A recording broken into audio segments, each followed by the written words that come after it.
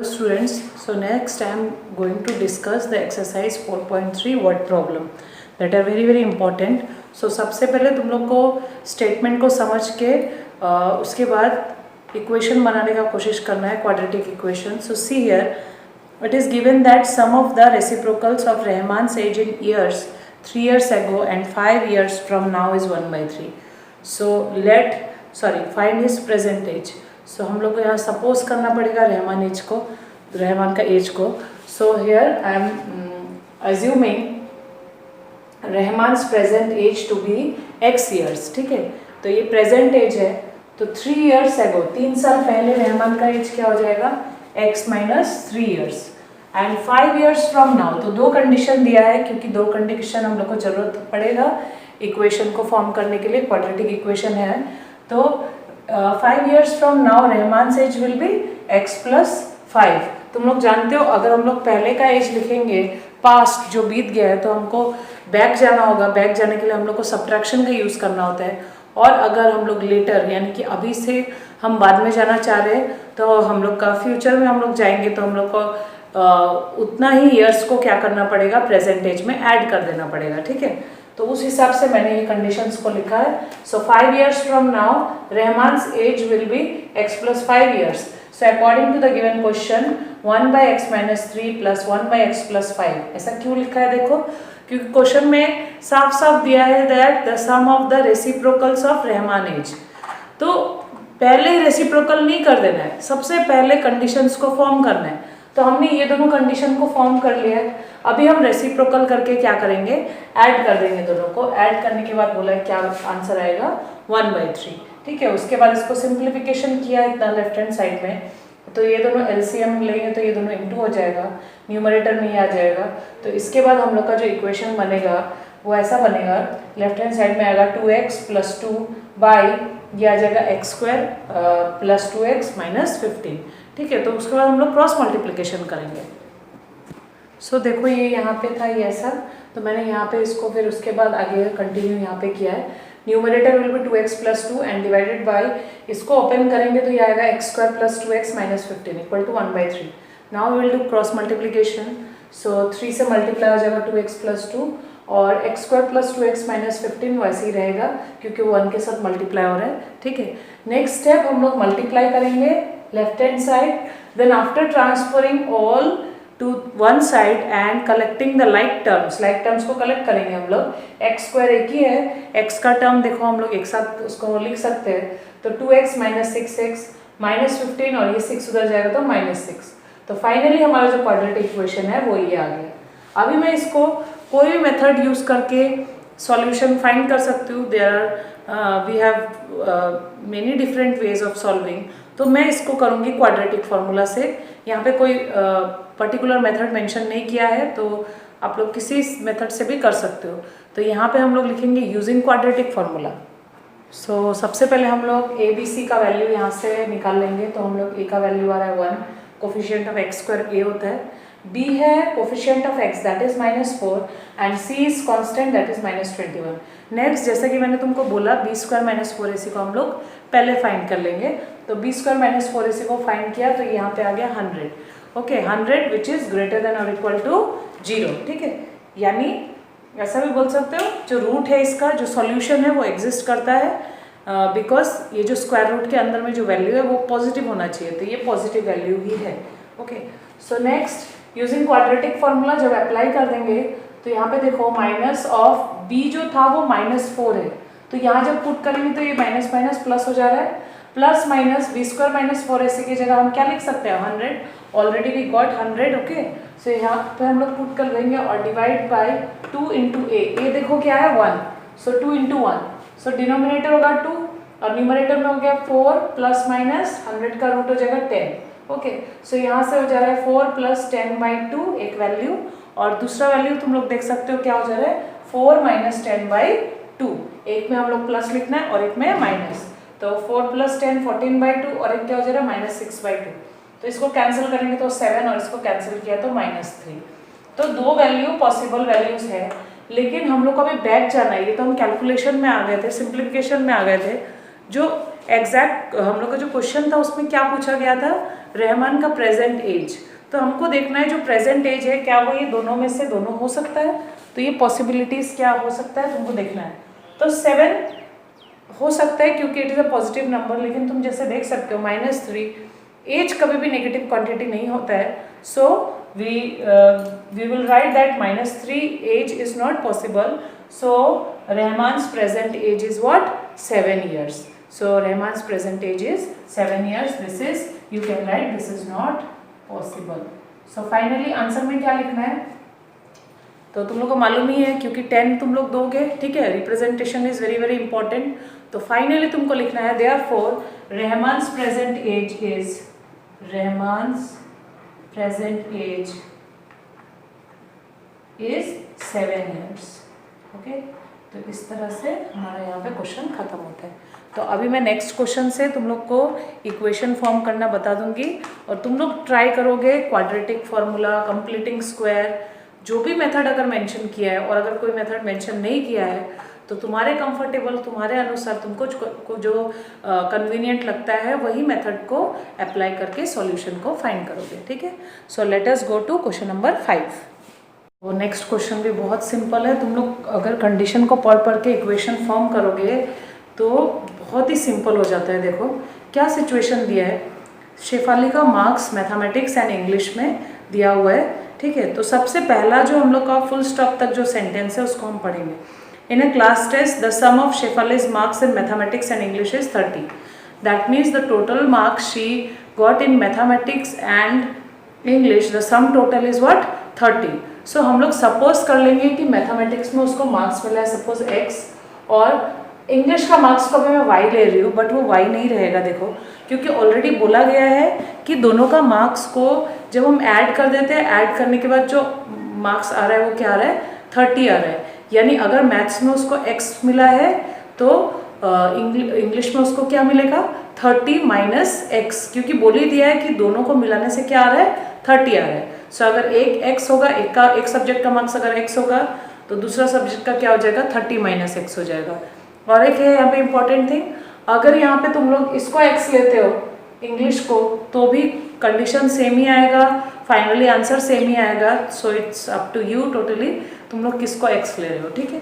तो मैंने जैसे मैथमेटिक्स को x लिया, इंग्लिश क्या हो गया y। तो जो कंडीशन फर्स्ट लाइन में दिया है according to that we can write x plus y is equal to 30। So यहाँ से y यानी कि इंग्लिश का जो मार्क्स है वो मेरा कितना आ जा रहा है, 30 माइनस x। वैसे तुम लोग ये पॉइंट को तुम डायरेक्टली लिख सकते हो, लेकिन मैंने यहाँ करके दिया क्योंकि डायरेक्टली किसी को समझ में नहीं भी आ सकता है, that's why I have written it, but this is not compulsory, you can write directly here also 30 minus x। Next जो सेकंड कंडीशन दिया है, सेकंड कंडीशन है जो फुल स्टॉप के बाद वाला से जो लाइन जो स्टार्ट हो रहा है वहाँ पे बोला है अगर मैथ्स में उसको 3 मार्क्स अगर ज़्यादा मिल जाता है, अगर जितना मिला था उससे अगर उसको 3 मार्क्स नहीं 2 मार्क्स अगर ज़्यादा मिल जाता है, और इंग्लिश में जितना मिला था यानी इतना मिला था उससे अगर 3 मार्क्स अगर कम कर देते हैं, तो दोनों का मार्क्स को जब हम मल्टीप्लाई करेंगे तो आंसर कितना आता है, 210 आता है, ठीक है। ये सेकंड कंडीशन दिया है। फर्स्ट कंडीशन यहाँ से हमने बना लिया, अभी ये सेकंड कंडीशन बनेगा जिससे हमारा क्वाड्रेटिक इक्वेशन फॉर्म होगा, ठीक है। तो अभी देखो क्या दिया है, if marks in mathematics is equal to x plus 2, पहले ऑलरेडी x था, ठीक है, तो उसमें और कितना प्लस करना है, 2 बोला है, अगर 2 ज़्यादा मिल जाए तो 2 उसमें ज़्यादा मिला है यानी प्लस 2। सिमिलरली इंग्लिश का मार्क्स को बोला है लेस करने के लिए, so how much, 3, you have to subtract 3 from this one, so this is 30 minus x, तुम लोग डायरेक्टली यहाँ पे भी लिख सकते हो। तो 30 माइनस x से कितना माइनस करना है, 3, तो ये जब ब्रैकेट ओपन करोगे माइनस करोगे you will get 27 minus x। तो उस हिसाब से हमारा एक कंडीशन बना है।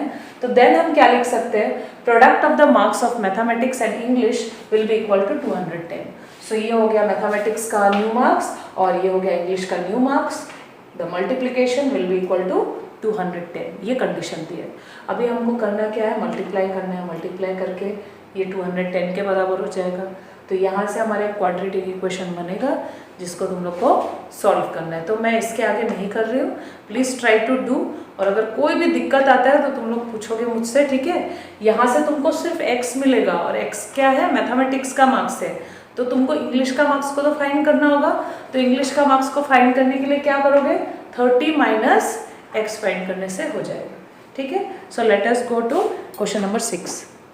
सो नेक्स्ट क्वेश्चन में क्या दिया है, देखो नेक्स्ट क्वेश्चन में बोला है कि एक रेक्टेंगुलर फील्ड है और उसका जो डायगोनल का लेंथ है that is 60 more than the shorter side of the rectangle. तो shorter side of the rectangle is breadth, so here we are taking breadth as x.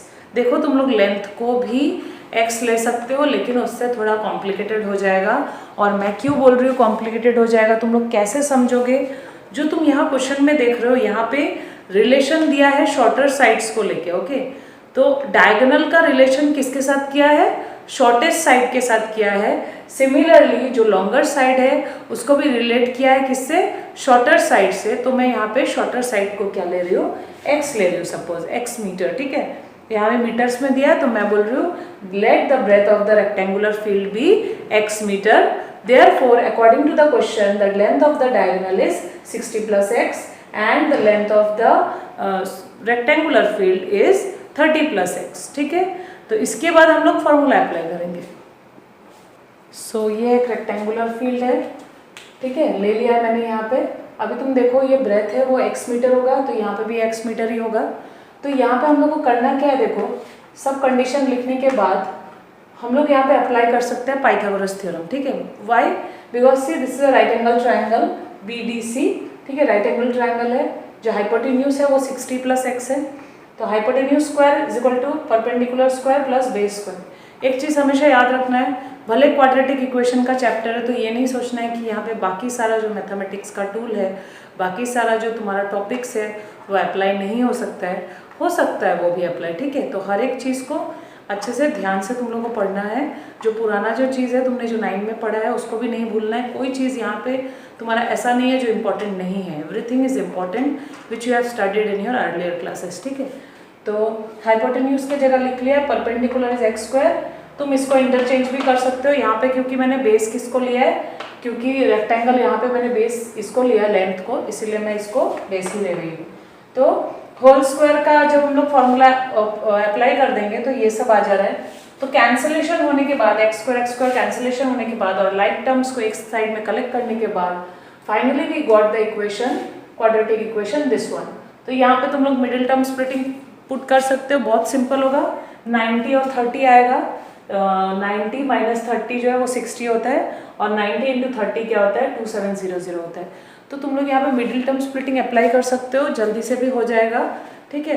तो जैसे तुम लोग करना चाहते हो, जो तुम लोग को वे लगता है कंफर्टेबल है तुम्हारे लिए, तुम उसको यूज़ कर सकते हो, बिकॉज कोई भी मेंशन नहीं किया गया है। So try to do it, okay. So वहाँ पे अगर तुम देखोगे कि 2 वैल्यूज आ रहा है तो देखना है, अगर एक पॉजिटिव में एक नेगेटिव में है, don't take the negative value because length is not expressed in negative, okay. Length को हम लोग नेगेटिव क्वांटिटी नहीं लिख सकते, ठीक है। तो उसको तुम लोग देख लेना। तो नेक्स्ट क्वेश्चन में चलते हैं अभी। तो मैं क्वेश्चन नंबर 8 कर रही हूँ, 7 को तुम लोग करके देखना, ठीक है।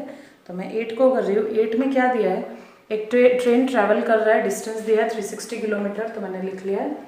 और स्पीड बोला है यूनिफॉर्म स्पीड। यहाँ पे यूनिफॉर्म स्पीड का मतलब जानते हो कि ट्रेन का हर एक टाइम में स्पीड क्या है, सेम है, ठीक है। जो पॉसिबल नहीं है एग्जैक्टली में, तो तुम लोग उसको क्लास 11 में पढ़ोगे। स्पीड कभी हम लोग कांस्टेंट नहीं बोल सकते हो। तुम साइकिल भी चलाओ तो साइकिल हम लोग स्पीड कांस्टेंट कुछ देर के लिए रख सकते हैं, बट हमेशा के लिए नहीं। और सबसे ज़्यादा देखो 360 किलोमीटर डिस्टेंस के लिए तो हम लोग स्पीड को कांस्टेंट रख ही नहीं सकते।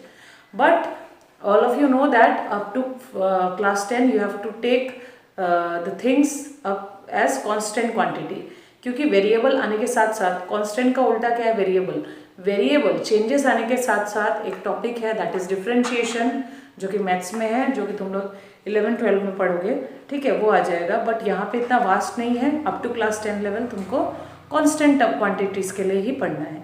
तो हम लोग स्पीड को कांस्टेंट क्वांटिटी क्या ले रहे हैं, x, और टाइम को क्या ले रहे हैं, t ले रहे हैं, ठीक है। Therefore speed is equal to क्या है, डिस्टेंस बाय टाइम। हम लोग को ऑलरेडी मालूम है फॉर्मूला। तो स्पीड के जगह में हम लोग x, टाइम की जगह में t पुट कर देंगे। मैं इन दोनों को क्रॉस मल्टीप्लिकेशन करके t का वैल्यू को निकाल दे रही हूँ। यहाँ से मैंने t का वैल्यू क्यों निकाला है मैं तुम लोग को बताने के लिए जा रही हूँ बाद में, ठीक है। तो पहले देखो सेकंड कंडीशन क्या दिया है, तो इसको याद रखना है, ठीक है। नेक्स्ट ऑल्सो इफ स्पीड, अगर स्पीड 5 किलोमीटर पर आवर ज़्यादा हो जाता है, बोला है जो पहले का स्पीड था उसमें कितना ऐड कर रहे हैं, 5 किलोमीटर पर आवर अगर ज़्यादा स्पीड हो जाता है तो क्या होगा। तुम ही कुछ सोचो, तुम्हारा जितना स्पीड था अगर तुम उससे थोड़ा और ज़्यादा स्पीड जाने लग जाओ तो टाइम क्या होगा, time taken by you will be less than as compare to the previous one. यानी पहले जितना टाइम लग रहा था अभी उतना टाइम नहीं लगेगा, अभी उससे थोड़ा कम लगेगा। और कितना कम लगेगा बोला है, 1 आवर। तुम लोग को ऑलरेडी मालूम है speed is inversely proportional to time, speed increase होता है यानी टाइम क्या होगा, डिक्रीज होगा। ठीक है, तो ये दिख ही रहा है यहाँ से। तो अभी अगेन हम लोग वही फॉर्मूला अप्लाई करेंगे, स्पीड के जगह यही लिखेंगे, डिस्टेंस के जगह 360 सेम डिस्टेंस है, टाइम क्या हो जाएगा t-1। अभी t के जगह देखो मैंने क्या पुट किया, 360/x। ठीक है, पीछे है -1, तो t यहाँ से मैंने जो निकाला था उसको मैं यहाँ पुट कर दे रही हूँ। अभी वहाँ मैंने t क्यों निकाला है, देखो x को भी मैं वहाँ पे रख सकती थी बट मैंने t इसीलिए निकाला है ताकि t का जो वैल्यू है यहाँ पे पुट कर सके हम। t का वैल्यू पुट करने के साथ साथ ये पूरा इक्वेशन किसके टर्म्स में आ जा रहा है, x के टर्म्स में आ जा रहा है। और x क्या है हमारा, स्पीड। और क्वेश्चन में हमको क्या फाइंड करना है, स्पीड। हमको टाइम फाइंड करने के लिए नहीं दिया है यहाँ, अगर टाइम फाइंड करने के लिए दिया होता तो हम लोग यहाँ पे यही इक्वेशन रखते ताकि हम लोग का x का वैल्यू जो है हम यहाँ डायरेक्टली यहाँ पे पुट कर सकें। ठीक है, मुझे लग रहा है तुम लोग को समझ में आ रहा होगा क्योंकि ये टॉपिक को मैं प्रीवियस लीनियर इक्वेशन में भी डिस्कस कर चुकी हूँ। ठीक है, सो इस तरह से हम लोग का यहाँ से इक्वेशन अभी फॉर्म होगा, तो वो इक्वेशन मैं करके दिखा रही हूँ तुम लोग को। तो आफ्टर सॉल्विंग हम लोग का इस तरह का इक्वेशन बन गया। ठीक है, जो लास्ट में था वो तुमने देखा ही था। तो डिनोमिनेटर में इस तरह से हमने एलसीएम लिया, x को इस तरह सॉल्व किया, x ऊपर चला जाएगा 360x, नीचे डिनोमिनेटर है 360 minus x, that should be multiplied with x plus 5। इस तरह से फिर हम लोग का जो है फाइनली क्वाड्रेटिक इक्वेशन बन गया। तो अभी तुम लोग को x का यहाँ से वैल्यू फाइंड करना है। अगेन तुम लोग को मैं बार बार बोल रही हूँ, 2 सॉल्यूशन मिलेगा, तुमको देखना है which is possible which is not possible. ठीक है, तो नेक्स्ट मैं क्वेश्चन करने के लिए जा रही हूँ। अप टू 8 हो गया है और 3 क्वेश्चन है, इसमें से मैं 2 क्वेश्चन तुम लोग कर दूंगी। 11 मैं नहीं करूँगी क्योंकि 11 बहुत सिंपल है, स्क्वायर के टर्म्स में दिया है तो इसको तुम लोग इजीली कर सकते हो। मुझे लगता है 9, 10 में तुम लोग को दिक्कत होगा, so I will do 9 and 10। Okay, so here the next question is question number 9। so 9 question में क्या दिया है देखो, 2 water taps together can fill a tank in 3/8 hours। okay, it is given। so 2 tap है water tap, तो दोनों tap अगर हम लोग दोनों टैप को खोल देते हैं तो वो एक टैंक को 3/8 दैट मीन्स 75/8 आवर्स में वो एक टैंक को फिल कर देते हैं। ठीक है, इट इज़ गिवन। नेक्स्ट बोला है जो लार्ज जिस टैप का डायमीटर लार्ज है उसको कितना समय लगता है, 10 hours less than the smaller one to fill the tank separately. और अगर हम लोग सेपरेटली दोनों वाटर टैप को अगर हम लोग खोलते हैं तो जो जिसका लार्ज डायमीटर है यानी उसको हम लोग बोल रहे हैं कि टैप जो लार्जर टैप है उसको 10 आवर लेस लग रहा है स्मॉलर वाला टैप से। ठीक है, तो उसको 10 घंटा कम लग रहा है स्मॉलर टैप से वो टैंक को फिल करने के लिए, अगर हम लोग अलग अलग से दोनों टैप को खोलें ओपन करें। So find the time in which each tap can separately fill the tank. तो हमको हर एक का टाइम को निकालना है, मतलब अगर वो सेपरेटली टैंक को फिल करता है तो ईच वन का टाइम कितना होगा, यानी लार्जर टैप का टाइम कितना होगा और स्मॉलर टैप का टाइम कितना होगा। तो यहाँ पे दोनों का एक साथ में फिल करने का इतना आवर दिया है बट हम लोग को इंडिविजुअली फाइंड करना है। So see here, let the time taken by the smaller pipe to fill the tank be x hour, यानी स्मॉलर पाइप को मान लेते हैं x आवर्स लग रहा है टैंक को फिल करने के लिए। तो time taken bye larger pipe को उससे 10 घंटा कम लगेगा, तो हम क्या लिखेंगे x माइनस 10 आवर। ठीक है, उसके बाद का कंडीशन देखो इम्पॉर्टेंट है, उसके बाद का कंडीशन लिखा है part of tank filled by smaller pipe in 1 hour. तो 1 घंटे में कितना पार्ट टैंक का फिल हो जाता है। अगर मान लेते हैं 4 घंटे में वो टैंक अगर पूरा फुल हो जाता है, अगर मैं सपोज मैं एक एजम्पशन बता रही हूँ, एक सपोजिशन बता रही हूँ, अगर 4 घंटे में मान लेते हैं वो टैंक पूरा फुल हो जाता है तो 1 घंटे में वो कितना फुल हुआ होगा, यस 1/4। ओके, सो हम लोग को क्या करना होता है, रेसिप्रोकल करना होता है उसका। 1 न्यूमरेटर में होगा और डिनोमिनेटर में क्या होगा, जो टोटल टाइम उसको लग रहा था वो हम लोग नीचे लिखते हैं, ठीक है। तो अगर 4 घंटे में वो पूरा फुल टैंक हो जाता है तो 1 घंटे में कितना फुल हुआ होगा, 1/4, ठीक है। उसी तरह अगर मान लेते हैं, और एक एग्जांपल मैं देना चाह रही हूँ यहाँ पे, जैसे तुम अगर एक काम कर रहे हो, एक काम को करने में मान लो तुमको 2 दिन लग रहे हैं, तो तुम्हारा 1 दिन का काम कितना होगा, part of 1 day work will be is equal to 1/2, ठीक है। उसी तरह अगर तुम्हारा एक काम है, एक काम को तुम करने में 3 दिन लगा रहे हो, तो 1 दिन का काम क्या होगा, 1/3, ओके। सो उसको हमको रेसिप्रोकल करना है, न्यूमरेटर में 1 होगा और डिनोमिनेटर में वो टोटल टाइम होगा। तो यहाँ पे मैंने वो सिमिलर लिखा है, और सिमिलरली क्या लिखा है देखो, part of tank filled by smaller pipe, यानी छोटे पाइप से जब हम लोग टैंक को फिल करेंगे तो कितना टाइम लग रहा है, सॉरी इन 1 आवर, 1 घंटे में कितना पार्ट फिल हो जा रहा है, 1/x, ये स्मॉलर पाइप के लिए। सिमिलरली जो लार्जर पाइप है उसके लिए भी क्या होगा, 1/x - 10, क्योंकि टाइम तो दिया ही हुआ था, तो 1 घंटे में कितना हो जाएगा, 1/x - 10, ठीक है। ये part of the tank filled by smaller pipe and larger pipe individually हमने लिखा है। उसके बाद क्या दिया हुआ था, दोनों मिला के कितना घंटे में भर देता है वो टैंक को, 75/8, ओके। तो यहाँ से अगर हम लोग 1 घंटे का निकालेंगे, यानी दोनों अगर कुल मिला के दोनों को हम लोग, अगर हम लोग दोनों पाइप को देखें, दोनों पाइप जब हम लोग का टैंक फुल कर देगा, उसका 1 घंटे में वो कितना फुल करेगा, अगर उसको साथ में हम खोल दे रहे हैं, यानी पहला कंडीशन के बारे में बता रही हूँ, तो पहला कंडीशन के हिसाब से इसका भी क्या हो जाएगा, रेसिप्रोकल हो जाएगा, जैसे इन सब का हुआ है रेसिप्रोकल, है ना। तो हम लोग बोल सकते हैं part of the tank filled by both of the pipe should be equal to, है ना, क्या हो जाएगा, 8/75, ठीक है। Part of the tank filled by both of the pipe in 1 hour is equal to 8/75, तो उसका रेसिप्रोकल हो जाएगा, ठीक है। तो अकॉर्डिंग टू द कंडीशन हम क्या लिख सकते हैं, इंडिविजुअली फिल करने में जितना लग रहा है उन दोनों को प्लस करने से कितना आना चाहिए, उसका रेसिप्रोकल आना चाहिए। रेसिप्रोकल मतलब वो 1 घंटे में जो दोनों मिला के जितना पार्ट को फिल कर रहा है वो होना चाहिए, तो उसको किसके इक्वल हो जाएगा, वो 8/75 के इक्वल हो जाएगा, ठीक है। और फाइनली अभी क्या करना है तुम लोग को, ये इक्वेशन को सॉल्व करना है, ठीक है। बहुत ही सिंपल है, अगर तुम एकदम एक छोटा सा एग्जाम्पल एज्यूम करते हो तो इजीली समझ जाओगे इसको, ठीक है। तो इसके आगे तुम लोग सॉल्व कर लेना। Next come to next 10 number. So next question है क्वेश्चन नंबर 10। तो यहाँ पे क्या बोला है, दो ट्रेन को डिस्टेंस ट्रेवल करना है फ्रॉम बैंगलोर टू मैसूर, ठीक है। मैसूर एंड बैंगलोर के बीच का डिस्टेंस दिया है 132 किलोमीटर, तो डिस्टेंस मैंने लिख लिया 132 किलोमीटर। तो बोला क्या गया है, जो पैसेंजर ट्रेन है उसका स्पीड जो है, उसका स्पीड और एक्सप्रेस ट्रेन का स्पीड का एक रिलेशन दिया है। और रिलेशन क्या है, बोला है एक्सप्रेस ट्रेन का जो स्पीड है वो पैसेंजर ट्रेन का स्पीड से 11 किलोमीटर पर आवर ज़्यादा है।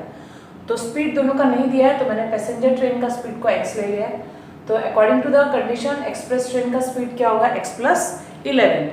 नेक्स्ट है पैसेंजर ट्रेन और एक्सप्रेस ट्रेन को हम लोग अभी speed is equal to distance by time formula में पुट करेंगे। तो उसके हिसाब से टाइम हमको नहीं दिया है, तो हम टाइम को मैंने पैसेंजर के लिए t1 ले लिया है, डिस्टेंस 132 है, स्पीड है x। उसी तरह एक्सप्रेस ट्रेन का भी same t2 is equal to 132/x+11 आ गया। उसके बाद एक कंडीशन दिया है, express train takes 1 hour less than passenger train, यानी एक्सप्रेस ट्रेन 1 आवर को 1 आवर कम लगता है पैसेंजर ट्रेन से इतना दूरी को तय करने में, ठीक है। यानी किसको टाइम ज़्यादा लग रहा है, पैसेंजर ट्रेन को ज़्यादा लग रहा है। किससे ज़्यादा लग रहा है, एक्सप्रेस ट्रेन से ज़्यादा लग रहा है, कितना ज़्यादा, 1 घंटा, 1 आवर। तो हम ऐसा लिख सकते हैं कि T1 यानी time taken by passenger train, that is T1 is equal to time taken by express train T2 plus 1 hour. यानी एक्सप्रेस ट्रेन का जितना टाइम है उसमें अगर हम 1 आवर प्लस कर देते हैं तो किसका टाइम निकल जाएगा, पैसेंजर ट्रेन का टाइम निकल जाएगा। तो T2 को हम उधर भेज देंगे, तो T1 माइनस क्या हो जाएगा, T2 इज इक्वल टू 1। तो T1 के जगह में क्या पुट करना है, 132/x। तो हमारा इक्वेशन इस तरह से सॉल्व होगा इसके आगे। तो इसको आगे तुम लोग करना इस क्वेश्चन को। सो माइनस T2 के जगह क्या लिखेंगे, 132/x+11 इज इक्वल टू 1। सो अब इसको सिंप्लीफाई करोगे, क्वाड्रेटिक इक्वेशन बनेगा, सॉल्यूशन फाइंड कर सकते हो। सो आज के लिए होगा इतना ही। प्लीज़ ट्राई करो ये क्वेश्चंस को, और कोई भी दिक्कत होता है तो मुझसे पूछो। लास्ट एक टॉपिक रह गया है nature of roots, that is also very important topic, so will discuss in next lecture.